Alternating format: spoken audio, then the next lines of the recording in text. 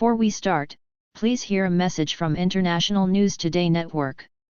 Starting today, for every subscriber, International News Today Network will plant one tree to save our planet. Please help contribute in saving our planet by subscribing to our channel. One subscriber equals one tree. Thanks.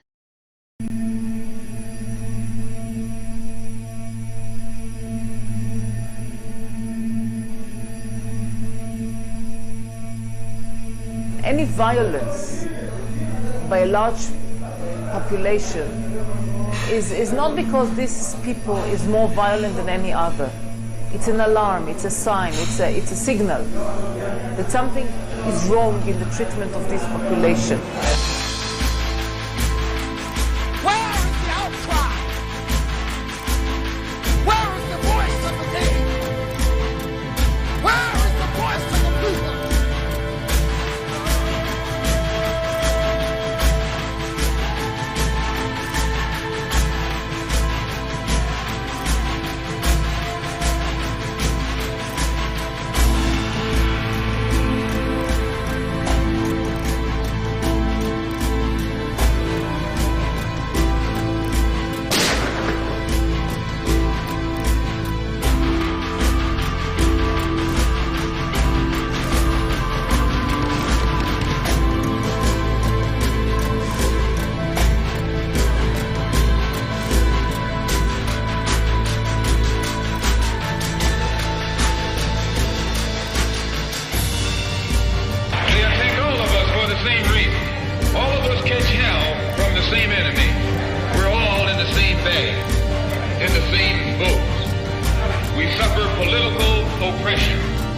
Economic exploitation and social degradation, all of them from the same enemy.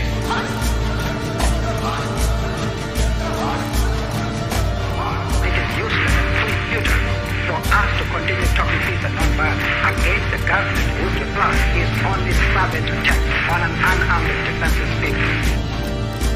This year will be a year of violence. This year is the keynote is violence and the slogan is attack.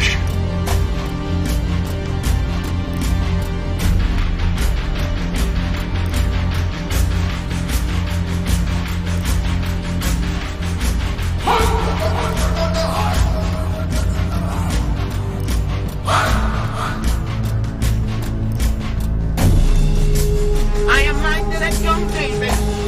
I am minded of young David, the shepherd boy, who stood up before the great warrior of the Philistines. Young David having all the courage.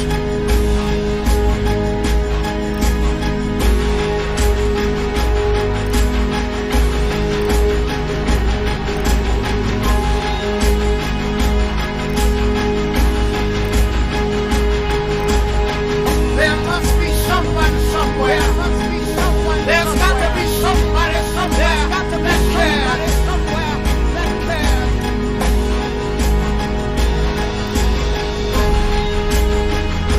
Young David took that one small stone and in the faith of his God, and then slayed the giant.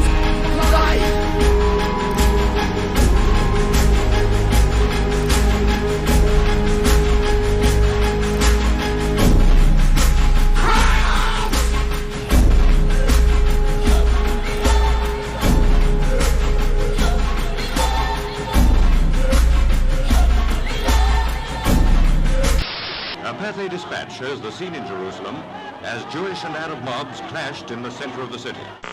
It remains to be seen whether a threatened full-scale war will materialize. جنود يعتلون منازل والقناصة لا يتورعون عن إطلاق النار على كل شيء يمر أمامهم بمن فيهم الصحفيين. As a journalist, the more you look into the issue of Israel and Palestine, the more you sense that something is not quite right. The images and the narration are out of sync, a little like a foreign film that has been awkwardly dubbed. بيوت مهدمة وطرق مدمرة وسيارات لم يعد يظهر منها إلا هياكلها، أما الطعام والدواء فوجوده نادرا. As you look into it for yourself, you begin to suspect that there is something extremely odd going on. The more you look into it, the more you begin to feel it is not just odd, it is deeply disturbing.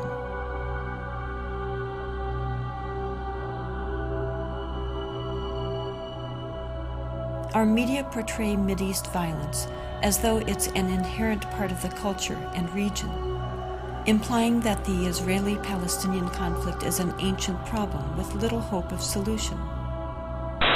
دمار يخلفه الجيش الإسرائيلي في كل شبر من الضفة الغربية. مدينة السلام المحاصرة لا زالت ترفع غصن الزيتون، وكنيسة المهد تقصف بالآليات العسكرية. 200 مواطن محاصرون داخل الكنيسة دون طعام أو دواء. These misperceptions come from the fact that we're only hearing a fraction of the story.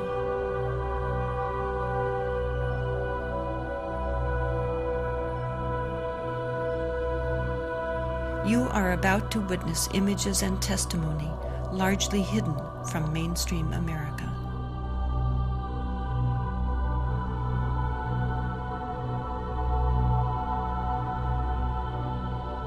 This place draws many people, whether they're Jewish, Muslim, or Christian.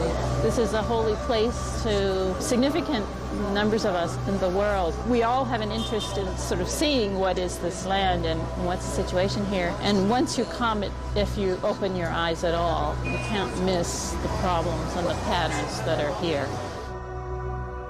I think it's hard to understand what occupation is. I think it's a foreign concept for many Americans, what it's like to live under military occupation. The definition of an occupation is when a foreign army occupies your land physically and controls your life. In addition, Palestinians under occupation, and this is why there's so much struggle against the occupation, they're not citizens, they don't have rights, they don't have civil rights. They're under a military rule. This is a particular kind of occupation that's both military and settler occupation. Settlements are areas of Palestinian land which are selected, and whatever is there, whether it's roads or whether it's villages or homes, they're bulldozed, and then a new town is built on the hilltop. One very good friend is Rodina Jabber, and she and her husband Atta have land in a rural valley near here called the Ba'a. And it's pretty clear these settlements want this land. It's some of the best agricultural land around here. So that valley has had repeated home demolitions. Rodina herself has lived through 2 home demolitions. They're living now in their 3rd house. اجت الجرافه وطبعا مع الجيش اللي هجم علي على الخيمه انا التخمت تهدوا ما تهدوا بنتقاتل انا وياهم. انا اصيح ما يصير صاروا يضربوني في راسي وكان لي بوكله وشعر هيك مسكني من شعري ونكت شعري. لما حطوا بكيت الجرافه على البيت هيك تذكرت انه ابني نايم في البيت. هجمت على البيت بدي اطوله احمله. أنا بركض على البيت والجيش بيسحب فيي من ظهري من ورا وبضرب فيي من ظهري وشلاليط في إجري وفي راسي وماسك شعري من البوكلة وخلع شعري. أنا جريت الجندي ودفعته على الأرض واحد منهم هيك مدقرين فيه كلهم. أنا دبيت الجندي ودخلت على الولد حملته بين إيدي هيك وطلعت.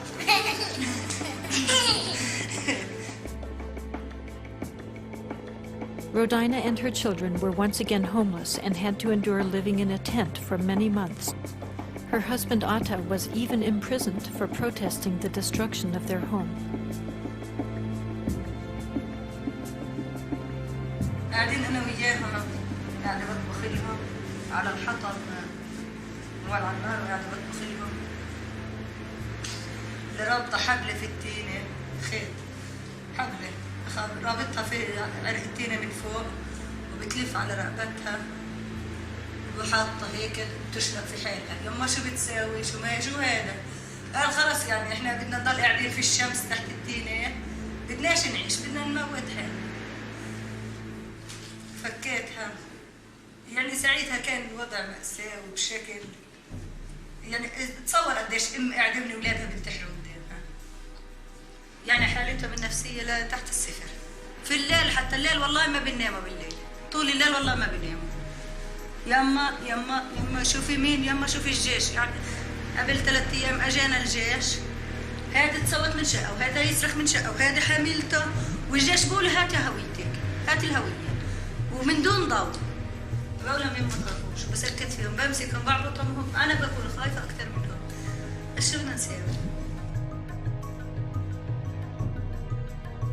Here you have Palestinians that have no input whatsoever in the policies that are made. They're not on the city council. They're not in any of the decision-making bodies in the West Bank or Gaza. They're certainly not in the government. The policies are made in order to ensure Israeli control. So the law is designed in a way, in a very cynical way, to prevent Palestinians from building and to keep them confined in little islands, so that most of the land of the occupied territories is free for Israeli settlement. These are armed settlements, about 190 of them, spread all over the West Bank.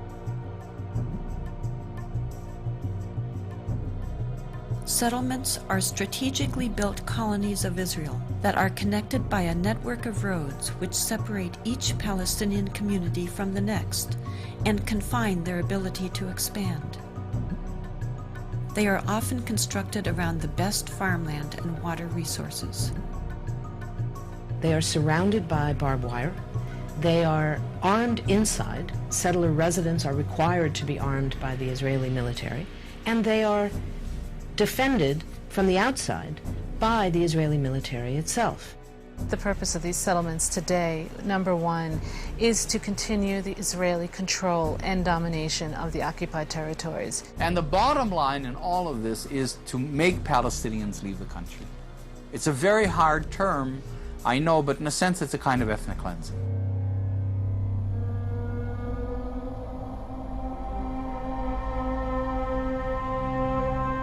The Israeli government and the Israeli army is not dealing with people as equal. I mean, I think that that's the main problem, that Palestinians are not considered, are not perceived as equals to Israelis.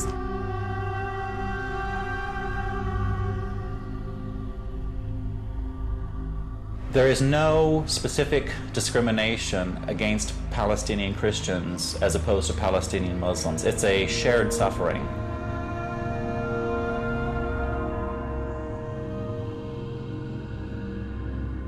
Christians see themselves very much a part of the Palestinian national movement. They identify with the Palestinian people as being their people. Palestinian Christians have difficulty getting to churches on Sunday morning if they wanted to come to Jerusalem because they don't have that permission or that legal right, according to the Israeli government, to come to Jerusalem for worship.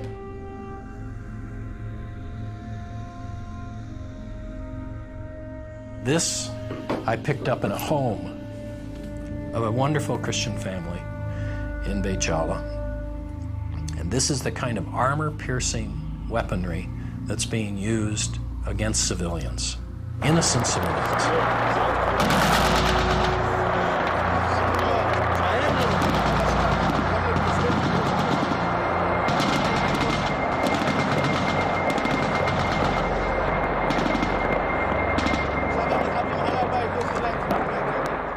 It's not easy to tell everything, you know. It's easy to say some words, but you can't tell how they feel. As everybody, I want my children to be happy, to live their right life as children. We just think about one thing. Where can I put my children while they are shooting?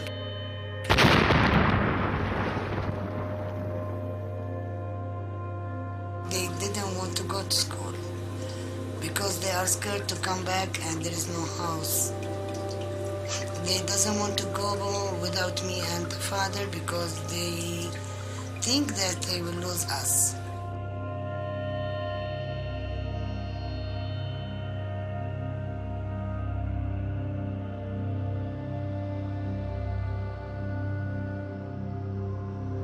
What about these children? Why they are going to the streets? They don't think, let's go to swim. Because I'm sure they have no right to swim now. Why? Because we are Palestinian. Thanks God. I don't imagine that there is a woman in all of the world can send her child or her man just go to die. Do you think we are working all of this life to give them something and to let them die in a minute? Can you?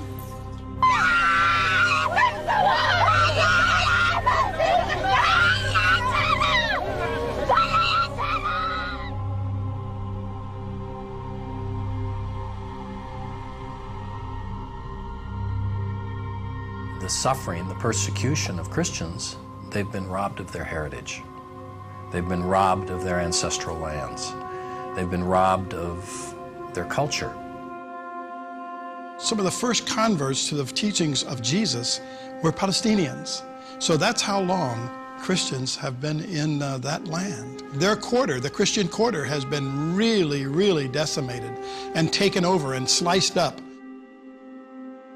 That has really bled the Christian community to where they're less than 2% of the population now. The presence of a Christian community within the Holy Land, can you imagine, where Jesus first stepped foot, will no longer be there.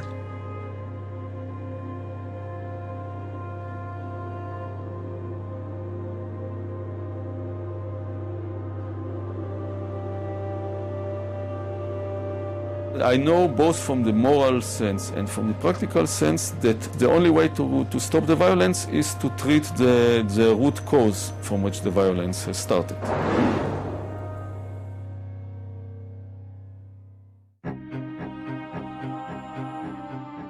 The number one myth that Westerners have about this conflict is that Arabs and Jews have been fighting for thousands of years and they're going to continue to fight.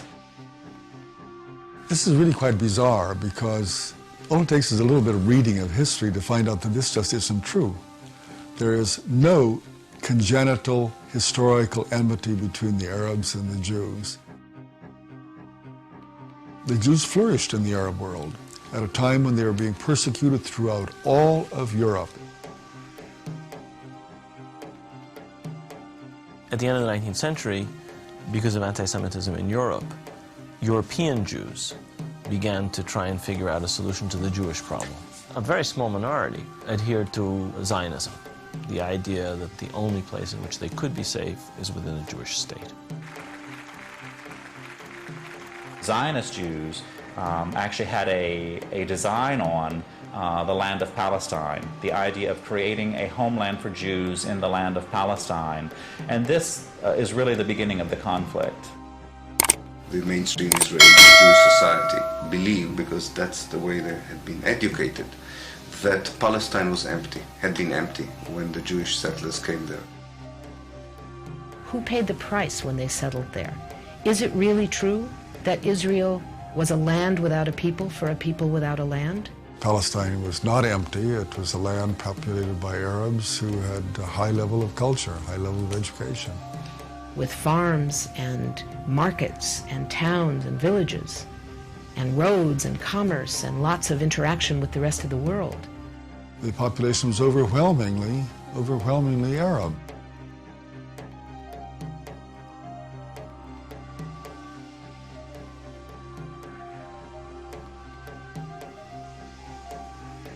Jewish immigration increased under British rule following World War I, when Britain implemented the Balfour Declaration, promising a Jewish homeland in Palestine. This measure conflicted with Britain's previous promise of self-rule for Arab inhabitants throughout the region. Britain was basically extremely supportive of the Zionist movement. It helped to establish all of the structures of a state. At the same time, the Arabs of Palestine were denied the right of self-determination.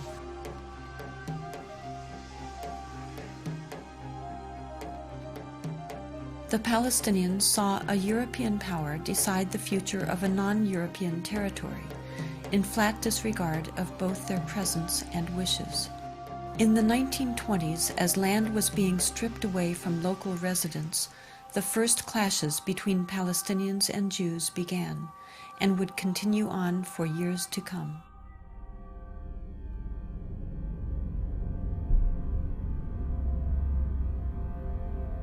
Until the early 1930s, the Jewish population of Palestine remained under 17%.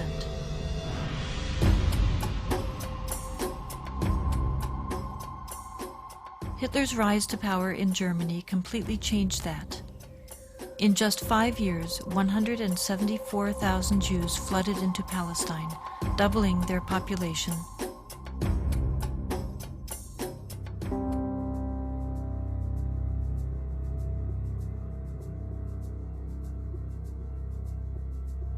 As the world attempted to make amends for the horrors of Nazi genocidal policies, efforts to make Palestine a Jewish homeland increased. The Palestinians, they were not the Nazis. They were not responsible for the Holocaust. But they were the ones who paid the price. In 1947, with the conflict spiraling out of control, Britain decided to turn the problem of Palestine over to the United Nations. The UN, under pressure, proposed to divide the land into 2 states, an Arab state and a Jewish state. Arabs were to be given 43% of the land, despite the fact that they made up more than 2/3 of the population and owned over 92% of the land. Jews were to be given 56%, although they comprised only 1/3 of the population and owned less than 8% of the total area. Nevertheless, they were given not only most of the land, they were given the most fertile land. Zionist leaders took advantage of their superior military preparation and immediately began occupying major Arab cities in Palestine.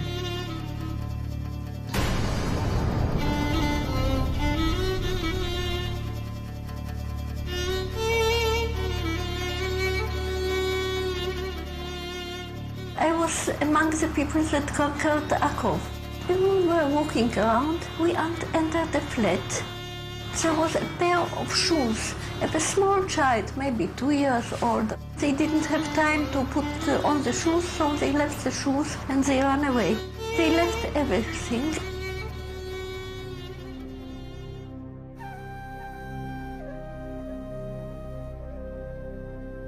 We found out that there was a systematic expulsion of Palestinians, and there was, as I said, there was an ethnic cleansing operation taking place. The most infamous campaign was the massacre at the village of Deir Yassin, where over 100 men, women, and children were systematically murdered. هذا البيت ما كان متخبيين فيه أنا وولادي وأخويا موسى. ما كان ليت أنا عندنا أخوي موسى مشان نتونس بالله فيه. هذا البيت. أجوا قالوا لما كنا بالبيت كنا مش كسر خبطنا الكنبلة وجينا صورت أنا وبنتي الصوابت اللي مسحوا ولادي. وكان بعد ما راحت المراكة الحالة كانت كسروا الباب عليهم وطلعونا بدهم يقتلوا أخوي مسدبة فيه على وجهه اللي يقتلوه. وتناولت 250 ليرة من عدة وقلت يا خواجة بس مشان الله الطالب بدها قلت للشي قال لي كتير انت كويس هات المصاري وارس اخوتي الحنو شو تسوي شي اخوتي الحنو اجراك يا ويلي هي زي على السلام راك يحلو هذا اللي هو اللي حط لك الفلوس زين ويكون راسك في موسك الدواء حط لك 5 مليون تحت راسك.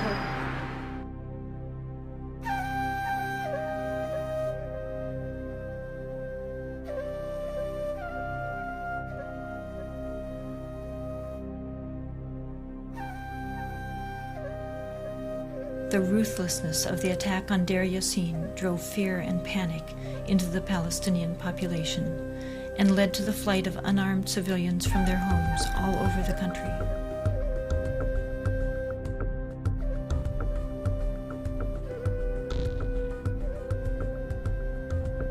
As a result, maybe 300 or so thousand Palestinians had already been expelled before the first Arab soldier entered Palestine.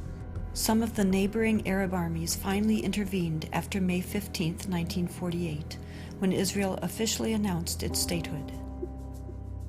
Although there was a lot of war rhetoric on the Arab side, very few soldiers, Arab soldiers, were sent into the battlefield. And actually, for most parts of the war, there was superiority on the side of the Israeli army.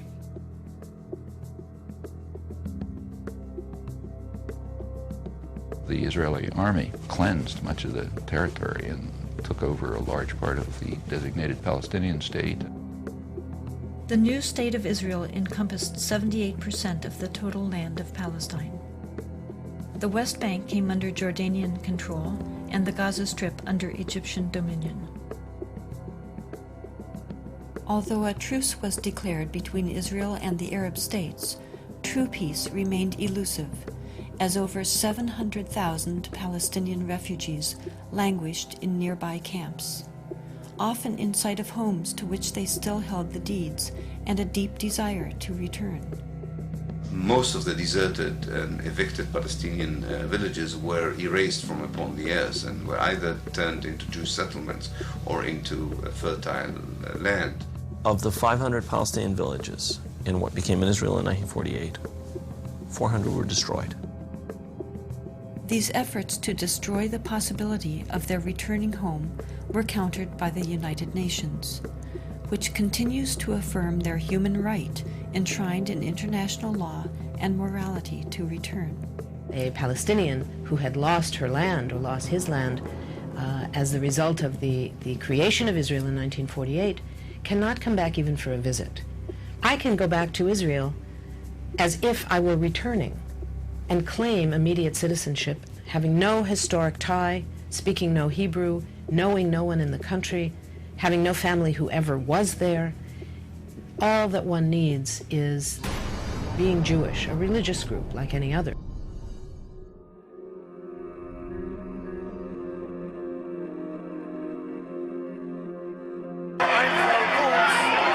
I'm a witness.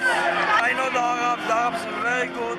No problem till the Zionist movement start. My grandmother tell me before the Zionist movement start, they babysitting each other, the kids. They bar often bought each other like brothers, like brothers. The idea of Zionism to take away the land from the Palestinians, from the Arabs, is starting the whole fighting. Not Arabs the problem, not Jews the problem, not Judaism, not Muslim, only Zionism.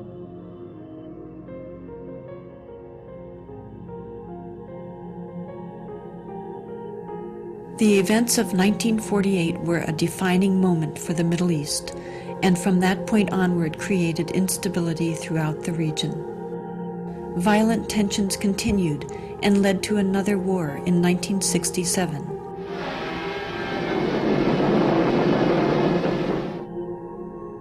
In that war, Israel occupied the remainder of historic Palestine, what is known today as the West Bank and Gaza. Another myth was that Israel was about to be pushed into the sea, but I was working in the State Department at that time. There was no question of Israel being pushed into the sea. The question was just the rapidity and the totalness of the Israeli victory, and the victory was crushing. During the 1967 war, Israel displaced more than 400,000 Palestinians, half of whom were 1948 refugees, displaced for a second time in less than 2 decades. It became clear that the world was not going to address their plight. Palestinians in Israel lived as third-class citizens of a state whose core identity excluded them, while those in the newly occupied territories and abroad continued as dispossessed refugees. The United Nations passed resolution after resolution affirming their rights. Leaders of surrounding Arab nations verbally championed their cause, but failed to take action. Finally, Palestinians took matters into their own hands. There was a mass uprising, in Arabic an intifada, shaking off, as people throughout the West Bank and Gaza Strip rebelled.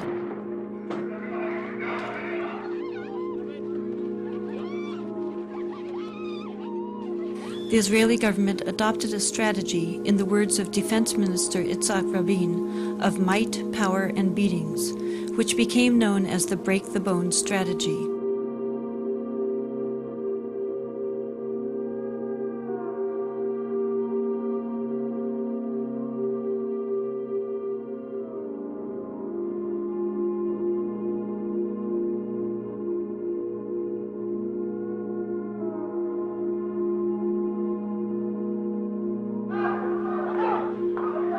Thousands of Palestinians were rounded up and imprisoned. Since 1967, over 400,000. Many were held without any charges whatsoever, under harsh conditions where physical abuse and torture were rampant.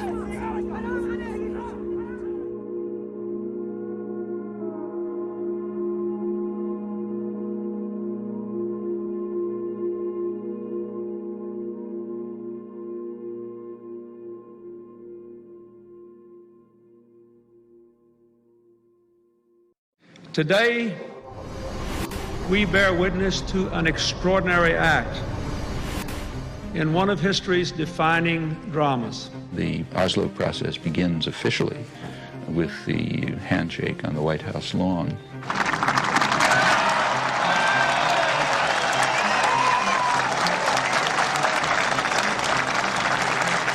I think the main misconception is the years of Oslo were years of peace.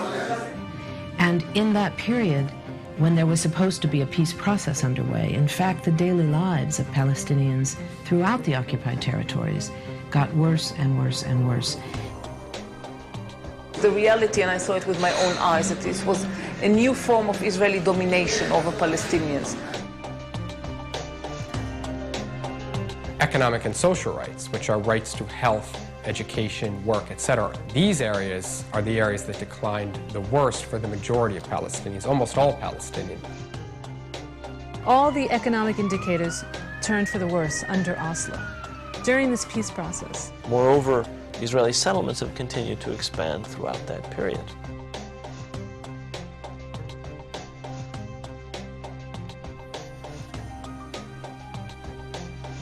At the same time that Israeli control was expanding, the Palestinian Authority was given the trappings of power over the shrinking and non-contiguous Palestinian land, being held out as a future Palestinian state. The challenges of governing for the Palestine Authority are extraordinarily complex. This is an authority that has very little authority. It has virtually no power. Its power is derivative. It has the power that is given to it by Israel, and at any moment, any of those powers can be taken away. It was very convenient to believe that there is no occupation, that the occupation is over. How many aspects in your life somebody else determines for you? This is occupation. And Israel could determine, in the last 10 years, could determine everything. But everybody heard Arafat saying 10 times, to 100 times, that Ramallah is liberated and Gaza is liberated. How can it be liberated if there is an army around it?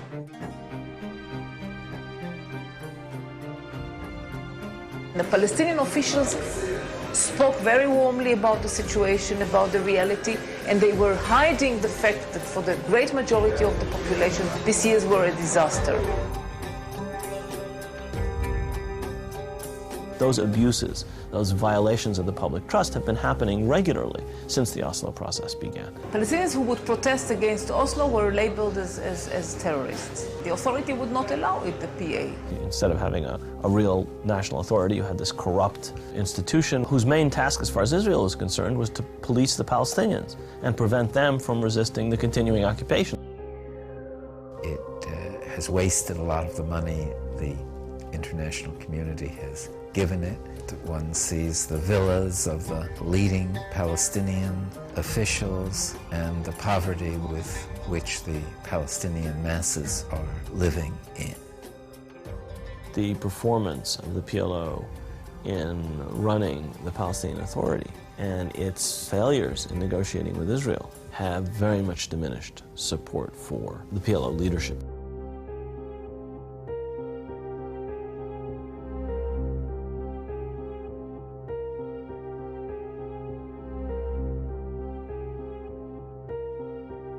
While Americans were being told by the media that a peace process was moving forward, Israel continued its policy of home demolitions. Since 1967, about 12,000 Palestinian homes have been demolished. More than 700 of those homes were demolished during the Oslo peace process. What you've got to have, and I think it's a fair demand on the part of Palestinians, that during the process of negotiation, you're not turning over more and more territory to Israeli settlers and changing the character of the land that you're supposed to be negotiating about. The notion that this is going to be a negotiable question does not ring true to any Palestinian who lives up against one of these settlements, which are continually expanding. And what does it mean to expand?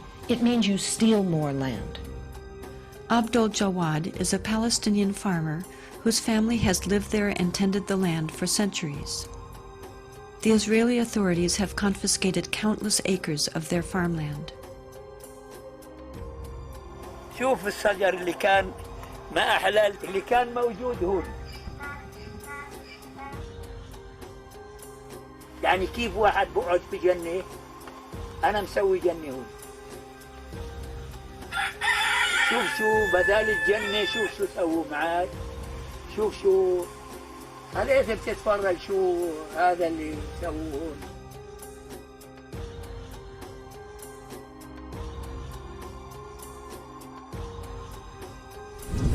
شوف الأشجار كيف بيطلعوا من تحت الحجار، شايف كيف؟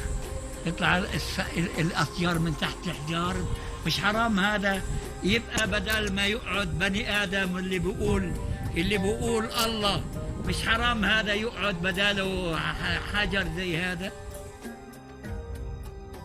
هذه معيشتنا، لا إنا لا برا ولا بحرا ولا جو، هذه المعيشة تاعنا وبنستنى لطف الله. شو نعمل؟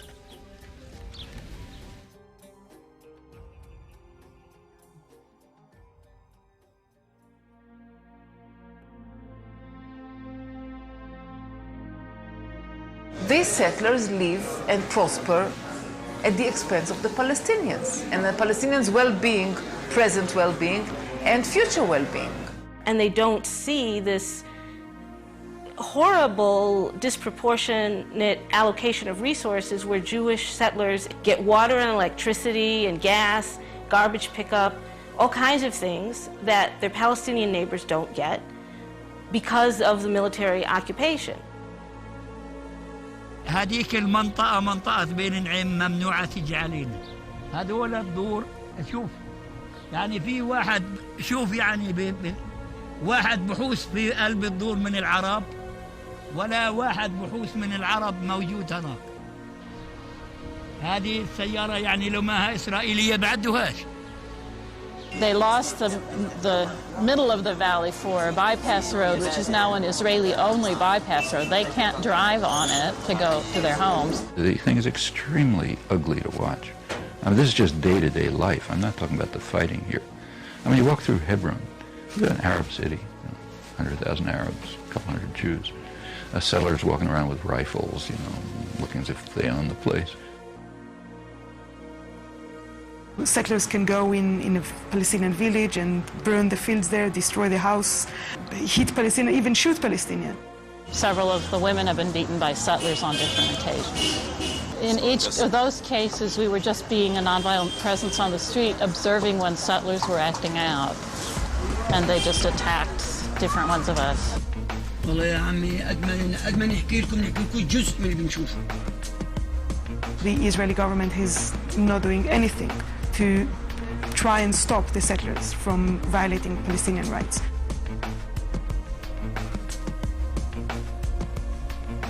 From all the cases that settlers actually killed Palestinians, very few were accused of murders, but then the president came and gave amnesty or shortened the punishment that they received from the court.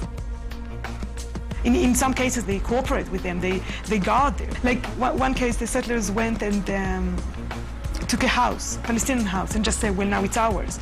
So the border police stood down there to protect them because the Palestinians were angry. So the border police just stood there and protected the settlers instead of course, arresting them, just saying it's illegal. The bottom line is to make things so difficult for the Palestinians that anybody that wants a future for their children, anybody that wants to get ahead in life, anybody that wants a normal life will leave. يعني أنا اللي عنده جنة زي هذه ويعني بده يرحل وبده يروح ويرحل ويدشرها. وين بدنا نروح احنا وندشر ارضنا اللي زي هيك؟ The Jabr family continues to live under constant harassment. Most recently, Abdul Jawad broke his leg while trying to protect his grandchildren from settler attacks. Many of us feel hostage, that we're held hostage to the settlers. Because I think the vast majority of Israelis don't care about the occupied territories. But we're held hostage to the settlers that have enough political power within the Israeli political system that they can frustrate any attempt to get them out. And as long as they're there, the Palestinians can't possibly make peace. There are two kinds of settlers, basically. There are the ideological settlers who feel that these territories have been promised to the Jewish people by God, and they feel that every place which is mentioned in the Bible, they have not only the right but the sacred duty to come and to build a modern Jewish settlement. And if Palestinians who live on that spot have other ideas, then they have the right to break their resistance by force or to call in the army. And the other kind, which are the more majority of the settlers, are in fact ordinary Israelis who came there simply because the government was offering them very cheap housing. When you go to live there, then most of the money you get is a government loan, and if you stay there for 10 years, then you don't have to pay back the loan.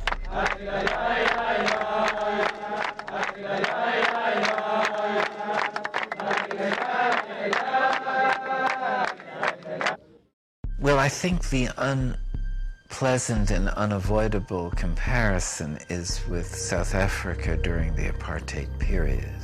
And I must say that having visited South Africa, that they were much better off than the Palestinians living in the refugee camps.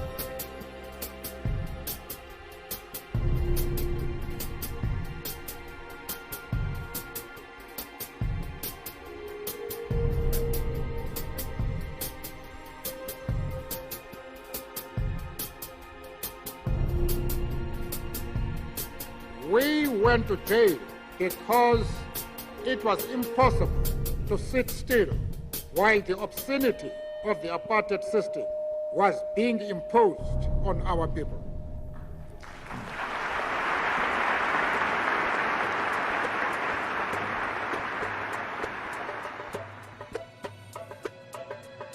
The United States is seen quite correctly as being the sole supporter of Israel, and that Israel would not be able to do what it is doing without American green light. The U.S.-Israeli relationship is really unique on Capitol Hill. In my 22 years that I served there was never a moment when there was really a debate about U.S. policy in the Middle East. It was always, what does Israel want? And almost always, Congress gave them exactly what they wanted without any debate, without any amendments being considered. This type policy exists as a result of a number of factors. First of all, there is the lobby, the U.S. lobby for Israel, AIPAC, American Israeli Public Affairs Committee. It has multi-million-dollar budget. It has a highly professional group of people working on Capitol Hill. They know the legislative process, they know the personalities, and therefore advance what's best for the state of Israel. Congress seems to think that if you oppose what Israel wants, you'll be defeated in the next election.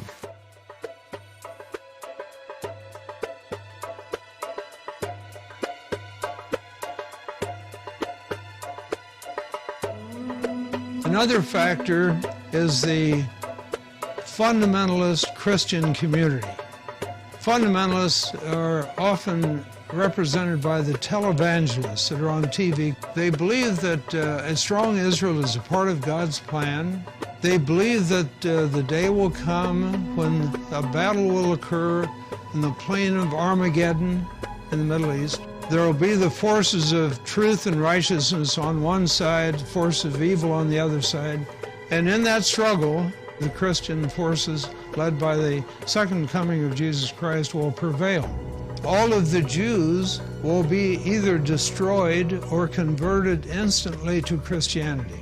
It may sound to the viewer as a very far-out notion, but believe me, it is widely held and supported by millions of Americans whose doctrines really, in the ultimate, are hostile to the survival of Jews, but nevertheless, the supporters of Israel see this vast body of American people as being a great asset at this time, so they embrace them. And Mr. Robertson, who said, I had a vision from God that we have to support Israel. And no matter what happens and what they do, this is the will of God because they're God's chosen people.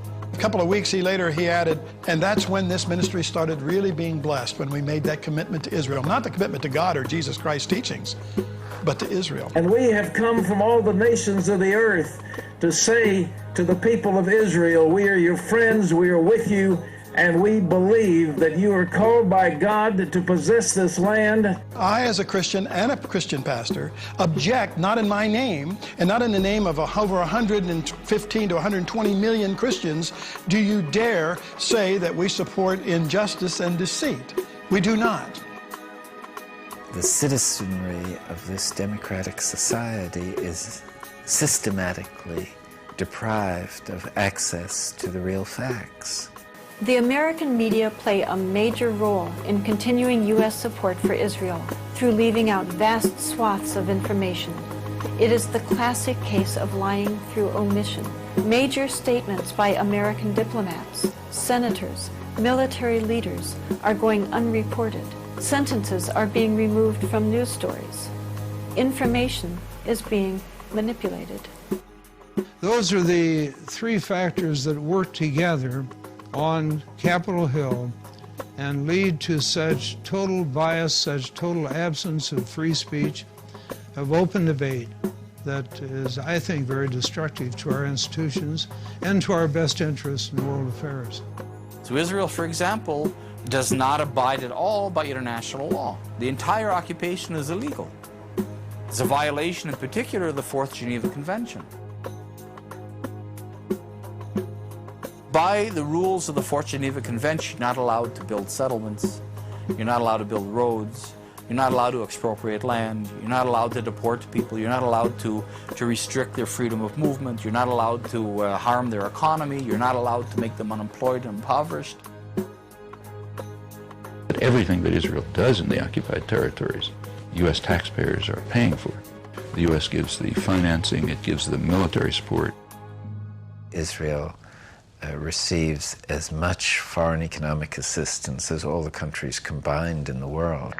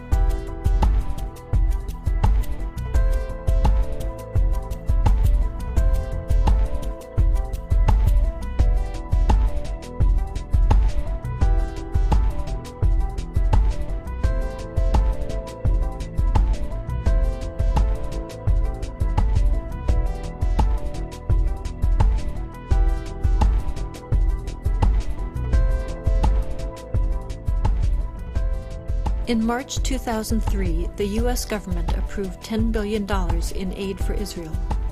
At the same time, it withheld a $3.5 billion grant to upgrade the training of first responders, those who would be first to respond to a terrorist attack.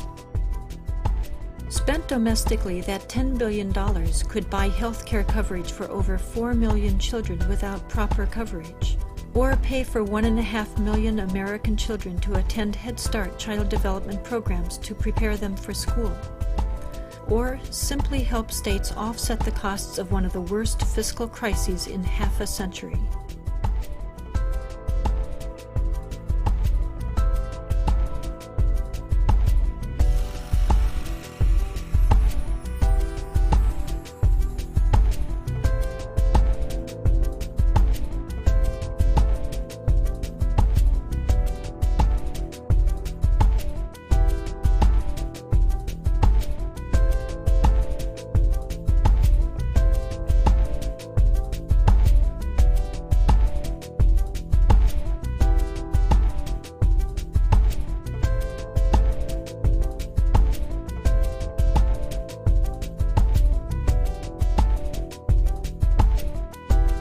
One of the reasons that the American commitment to Israel is so strong, that it's not only reflecting the impact of well-organized pro-Israeli lobbies, but it also represents the views of the Pentagon that sees Israel now as an indispensable strategic ally in the effort to control and exert influence throughout the region. The main concern for the United States, like the world, is the oil-producing regions. And in order to control that, you need a way of doing it.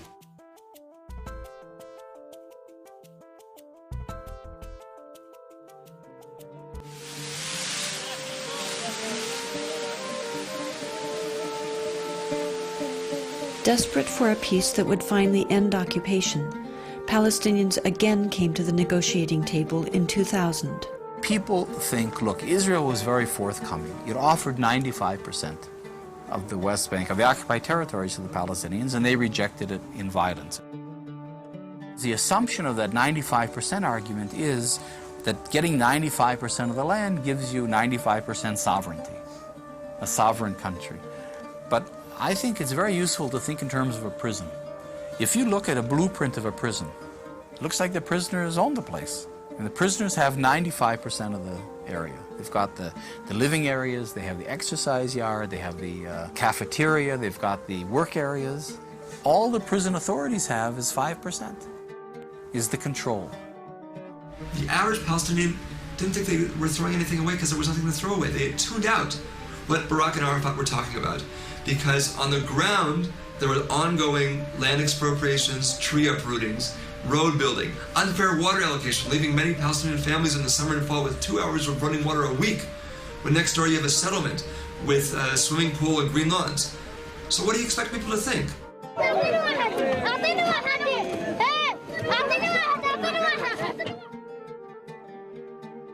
And it was that pressure, that sense of being squeezed, that finally exploded in September of 2000 in what became the Second Intifada.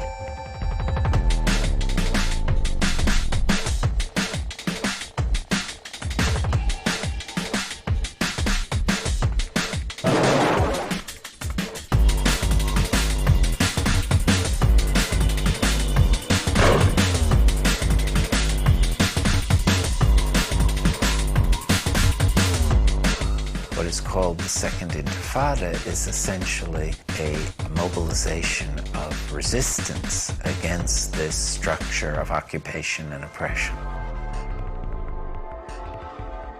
Israel, from the very beginning of these demonstrations, had indeed relied on excessive force. They had used live ammunition against unarmed demonstrators, had inflicted several deaths,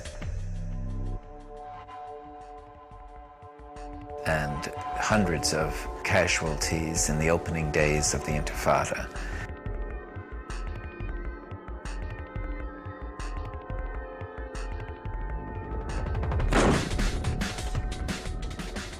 Sometimes the Israelis are speaking about rubber bullets they used. By the way, it's not rubber, it's steel coated with rubber.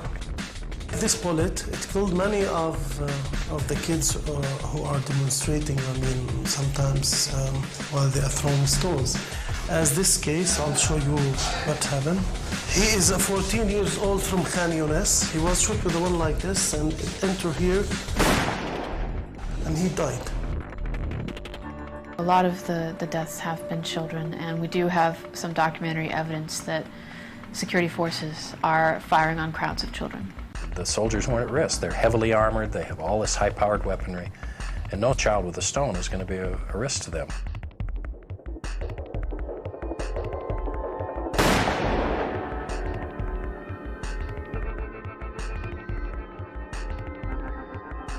Most of the Palestinian abuses involve shooting at settlements, ambushes on settler cars, and obviously the suicide bombings inside Israel. There are some risks to Israeli life. Many Israelis have been killed. When there was this horrible suicide bombing at the pizza place in Jerusalem, I went to visit some of the kids who survived that blast in the hospital. It was horrible. It was horrible to see what happened to these children. You see the blood, you see the agony of the family. This is what the world sees. But one cannot take it out of the general context. And the context is of an Israeli occupation which is, it seems not to be so brutal, but it's very brutal. It really makes people's lives unbearable.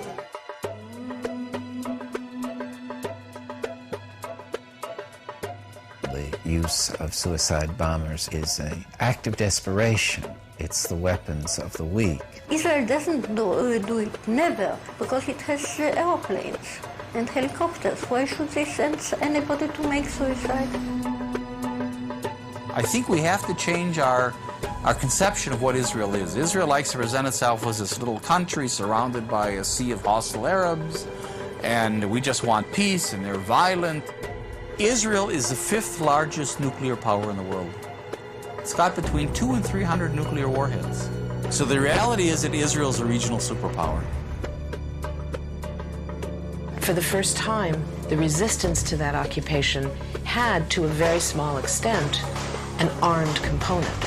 There was nothing close to equal force.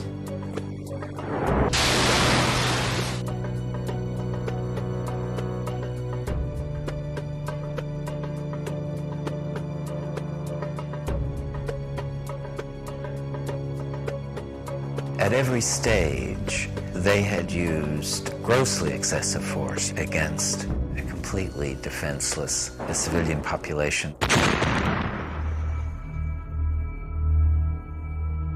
The victims have been overwhelmingly Palestinian civilians, overwhelmingly, not armed groups or armed individuals.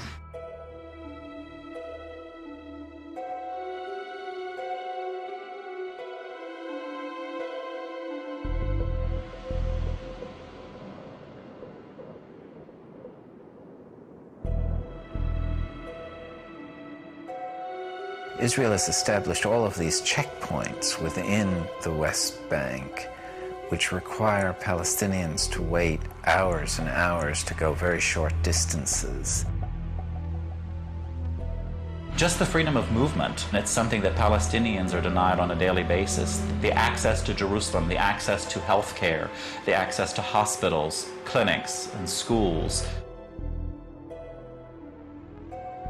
We're talking about 3 million people who's had their freedom of movement totally stopped. It's a violation of international law, that the right to freedom of movement is a fundamental right in the Declaration of Human Rights. What you have is young Israeli conscripts who look bored. These guys are sitting out there and they're watching thousands of Palestinians go by. They have carte blanche to pull anyone over and harass them for whatever reason. They can detain them for hours, and it's a dangerous situation. The main population that are being affected by Israeli policies is the civilian population.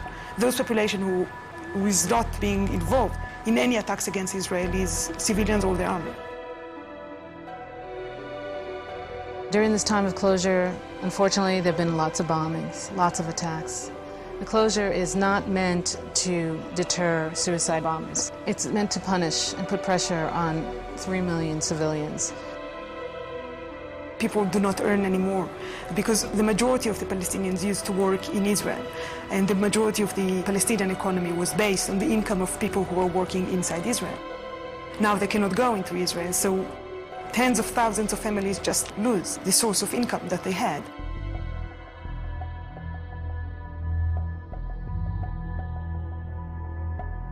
The education system is also affected by that. The student cannot go to the university.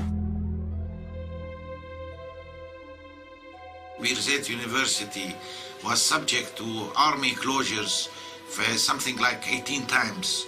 The longest closure was during the first Intifada. For 5 years we could not set foot on campus. During this period we organized what the Israeli army called cells of illegal education. We were teaching in apartments, in rented flats, in churches, in mosques, in gardens, in cars, and we kept our infrastructure. Even this attempt to minimize the damage and to keep the university going, they attempted to crush it.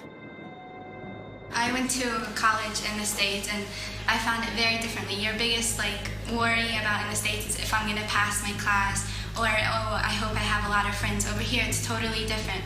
You have to worry, oh my God, would I be able to get to school? Is there gonna be a checkpoint? Is there gonna be a demonstration? Am I gonna get shot at? Is there gonna be tear gas? So it's completely different. Here, it's just you don't know if you're gonna live or you're gonna die, you know? You're going to school as if you're going to fight a war. You don't find a tank in the middle of the road on your way to college. Just the other day, there were 2 tanks and an army jeep, and they're standing there checking your passport and, your student visa and all this stuff, and it's just we want to get to school, we want an education. We're humans, and we have a right to our education.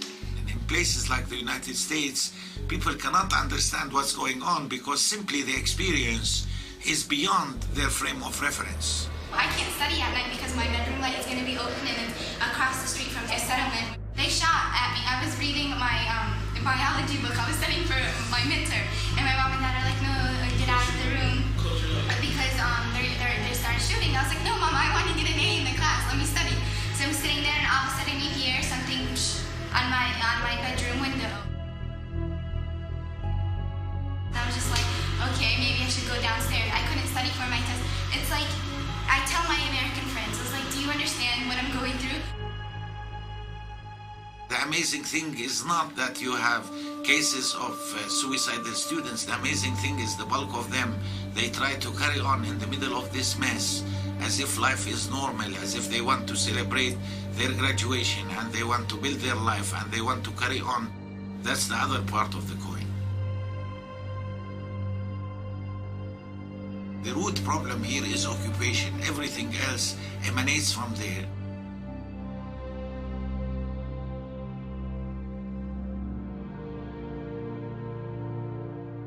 The most severe problem is people who need medical care. We've documented numerous cases where people have died. In fact, I believe that one of the last cases we documented was a woman who was in labor, who was not allowed to get to the hospital, and she and the baby both died.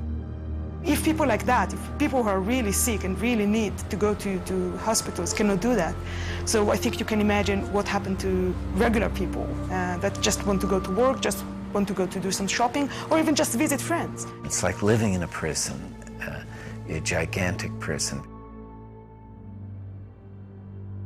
Haaretz, the intellectual newspaper in Israel, ran a whole, a 4-page magazine article on the refugee issue.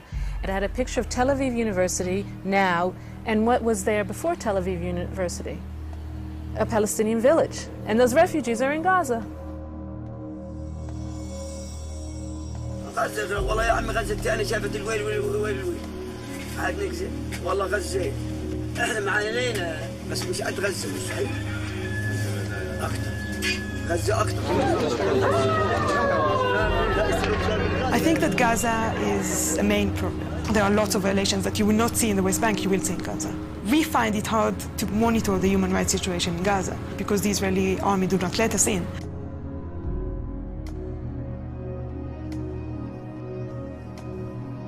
Palestinians in Gaza had been under Israeli military control for over 38 years, where 1.3 million Palestinians were crowded together to make room for 8,000 Israeli settlers.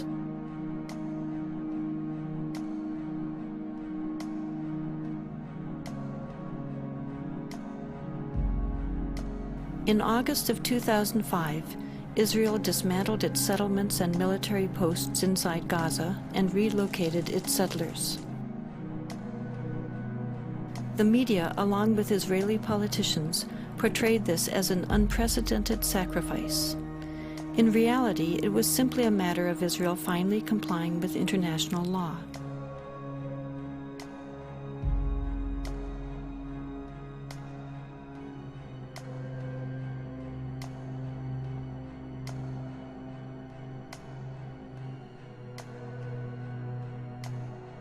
Although Israel's presence inside Gaza is no longer visible, Israel will still retain ultimate control over Gaza's borders, coastal waters, and airspace, creating a virtual prison. Refugee camps, even if there was no conflict with Israel, are just humanly horrible. They're so overcrowded. And you have 14 to 25 people living in a space.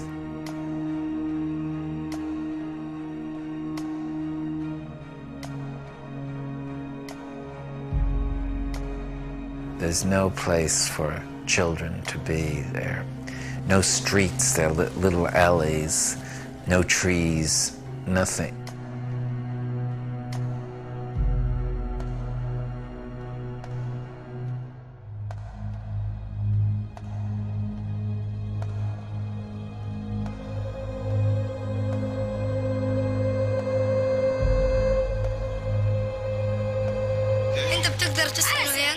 تسكن هنا تقدرش لأنه المواقف صعبة هنا والواحد إذا وقف قاعد هنا عطول بتلمس قبل ما يضرب الصاروخ بيبقى متلمسين لأنه كل ما يضرب الصاروخ بتشقق الحيط.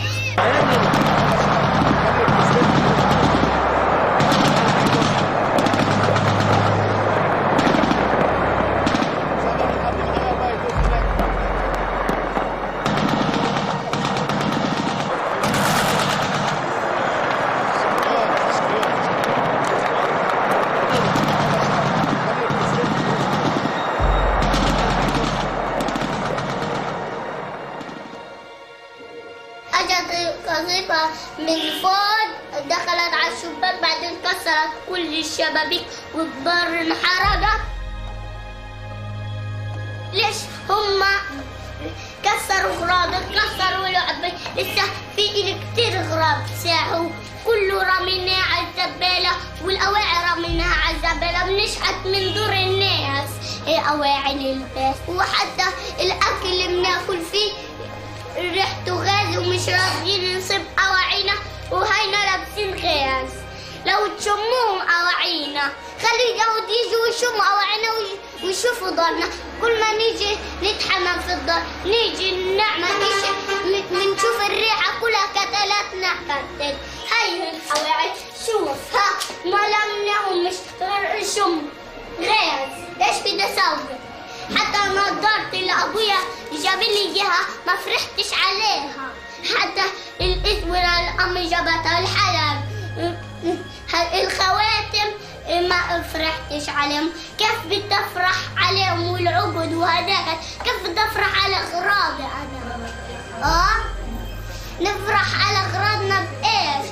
يعني أطفالنا مش عارفة تعيش ولا إحنا عارفين نعيش. يعني عيشة ايش بدي اقول لك كلها خوف ورعب. عايشين في الخوف والرعب.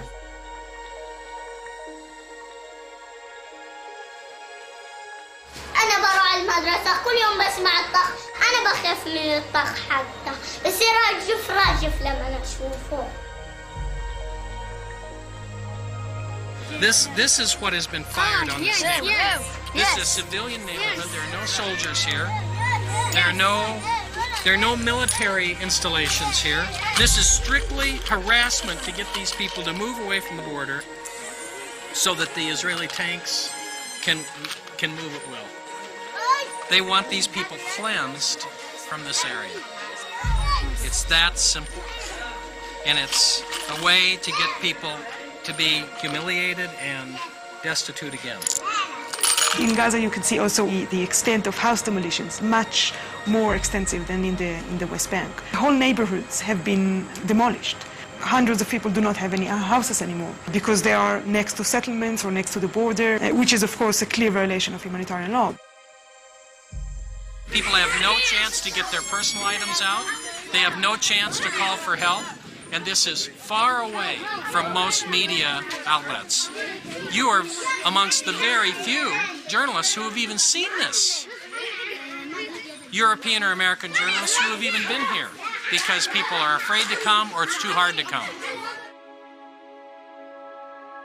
And one of the things we were told in Gaza by a very respected Palestinian psychologist who had just completed a study of 1,000 Palestinian children was that they had discovered that many of these Palestinian children no longer had a will to live, that they were so dehumanized and so affected by seeing their fathers particularly beaten by Israeli defense forces, that the psychological condition is one of the dimensions of the conflict that is not widely understood. Palestinians called for an international observer force that would stop the violence, but this action was blocked by Israel. Finally, a group of Palestinian and Israeli human rights activists together created the International Solidarity Movement, which has brought people from around the world of all ages and backgrounds to provide a nonviolent international presence to try to fill this need. Rachel Corey, a 23-year-old American student, went to Gaza to join in these efforts, sending back emails to her parents. I have been in Palestine for 2 weeks and 1 hour now, and I still have very few words to describe what I see. It is most difficult for me to think about what's going on here when I sit down to write back to the United States. Something about the virtual portal into luxury.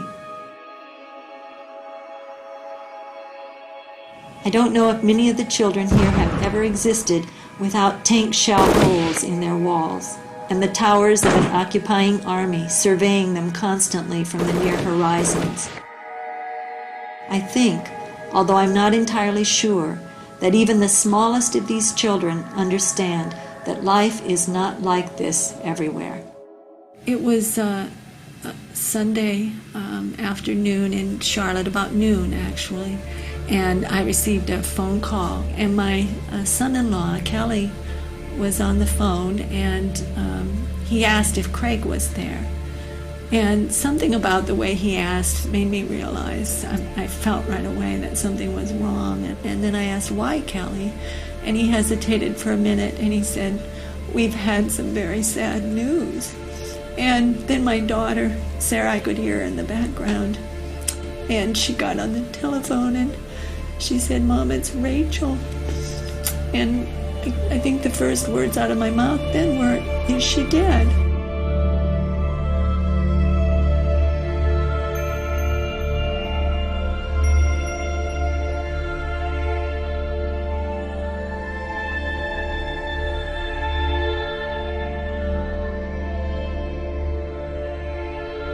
We were opposing the demolition of farmland and other property, Palestinian property by Israeli destruction forces and bulldozers.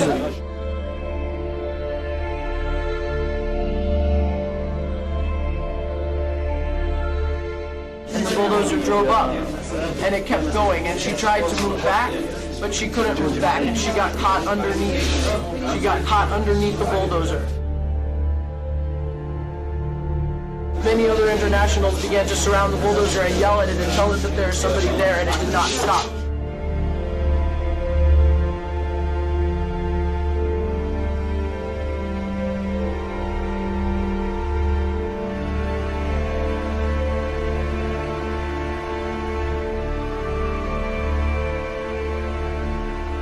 Where Rachel was killed, she was protecting a doctor's home. And that's important to realize. And the 3 children, his wife, she knew that family, and that doctor felt that Rachel was like a daughter to him. He bought that house. It was in the middle of the neighborhood. There were other rows of houses between his house and the border. Those other homes, those other streets were all destroyed, and now it was his turn. And I've had people say, well, she was in a war zone, and Cindy points out that war zone is people's neighborhoods. Those are children. I'm here for other children. I'm here because I care. I'm here because children everywhere are suffering, and because 40,000 people die each day from hunger. I'm here because those people are mostly children. We have got to understand that the poor are all around us, and we're ignoring them. We have got to understand that these deaths are preventable. We have got to understand that people in third world countries think and care and smile and cry just like us. We have got to understand that they are us. We are them. My dream is to stop hunger by the year 2000.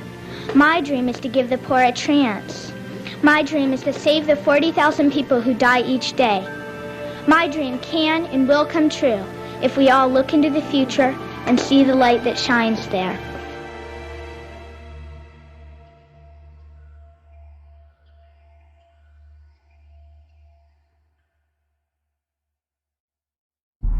As Israel completed its withdrawal from Gaza, the following day it issued orders to confiscate additional Palestinian land from the West Bank and continue the construction of a separation wall. This wall is twice the height of the Berlin Wall and 4 times longer. It rips through villages, severing travel for work, healthcare, and education, separating farmers from their lands and families from loved ones. An Israeli study revealed that the barriers route was chosen in order to confiscate land intended for illegal settlement expansion, not for security reasons. Here you have this huge wall being constructed right in the middle of the West Bank. How can anybody believe that there's going to be the creation of a real state? It's a symbol and a reality of oppression. Anybody outside of Israel who supports a two-state solution has to be very careful, because what they mean in two-state solution is that 90% of historical Palestine would be Israel. In the rest 10% you'll have 2 huge prison camps, one in the Gaza Strip and one on the West Bank.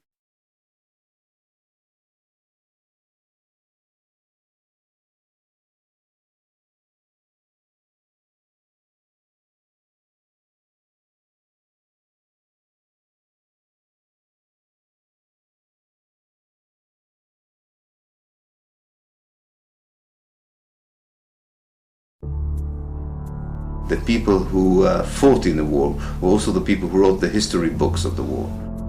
And they already had a story that they made up about what had really happened. And that story was integrated in the Israeli educational system. It was integrated in the media and the political discourse.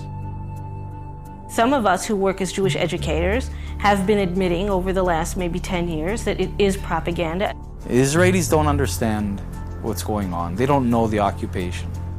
We began to educate ourselves. And the first thing we did was invite women, Palestinian women, to come into our homes and talk to us and tell us what exactly was the problem as they saw it. And little by little, we learned about their lives. We learned about the suffering they encountered on a daily basis. We learned about the killing going on there, about the lives that were completely circumscribed by an occupation that they had no control over. I'm one of the few Israelis not in uniform and not a settler that's been in the territories in the last 9 months.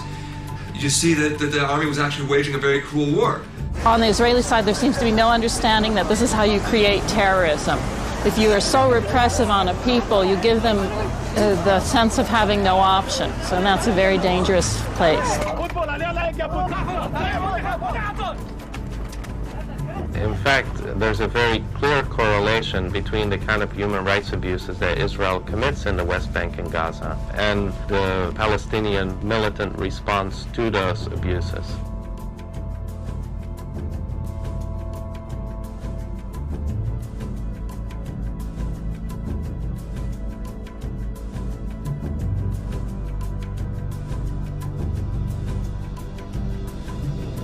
most Israelis have very clear views. This is a very political country.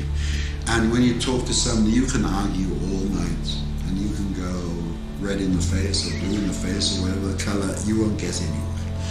But when somebody says, I refuse to do this, this is wrong for me, for us, for our country, this is immoral, and I'll go to prison rather than do it. And one guy does it, 5 guys, and 50 and 100, and people say, hey, what's going on here? These aren't cowards, these aren't traitors. Most of them are officers, by the way. So if these guys are refusing, there must be something wrong here.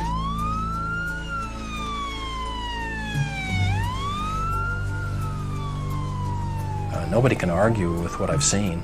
I mean, they may not like how I say it, or they may not like all the facts that I convey.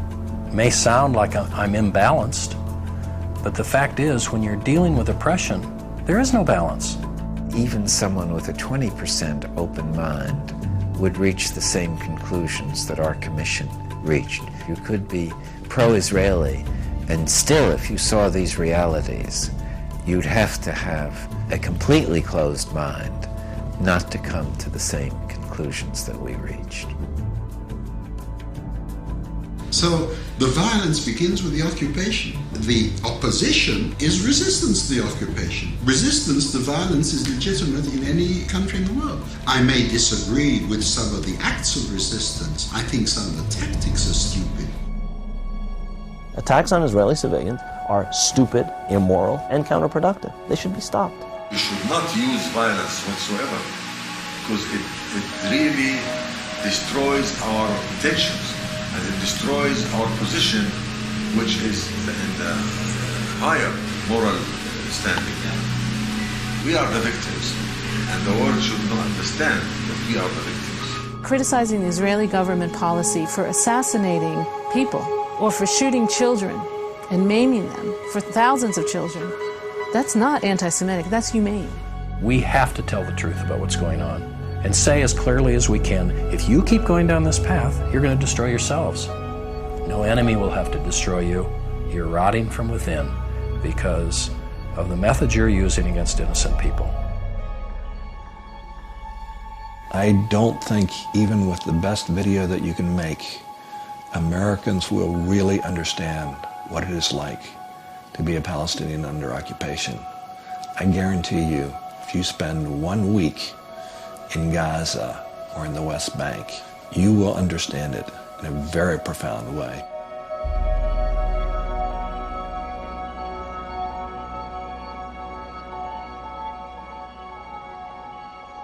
All the wars of independence, you can start if you want with the war of independence of the United States.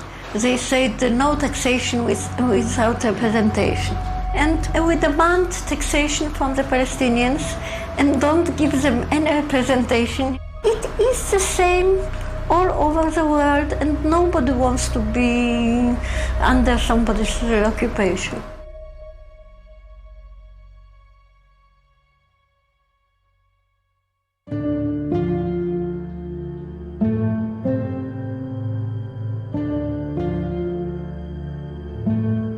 As an Israeli, we go to India and to South America to meet the Native American Indians. We're looking for these indigenous people with some kind of more rooted wisdom, and they're right here. They're right here, right under our noses. Nobody ever comes here. The Falahin for me, the Palestinian Falahin, it's like, everything that that people go looking for. People with deep roots, really connected to the earth, with this romance with their land, and just incredibly wise and open-hearted, and simple, beautiful, and Israelis never see them unless it's through Target.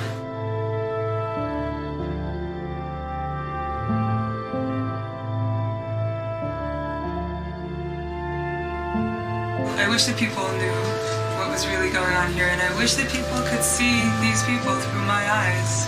That's what often I'm looking at people and they're so incredibly beautiful, and I'm just thinking, I wish that Israelis could for 1 minute see them through my eyes.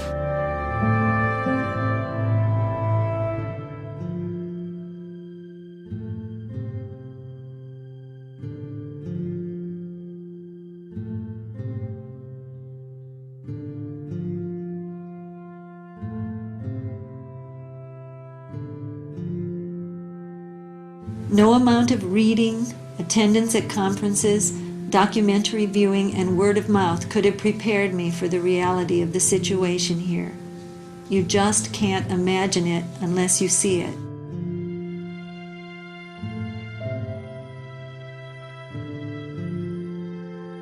This is not at all what I asked for when I came into this world.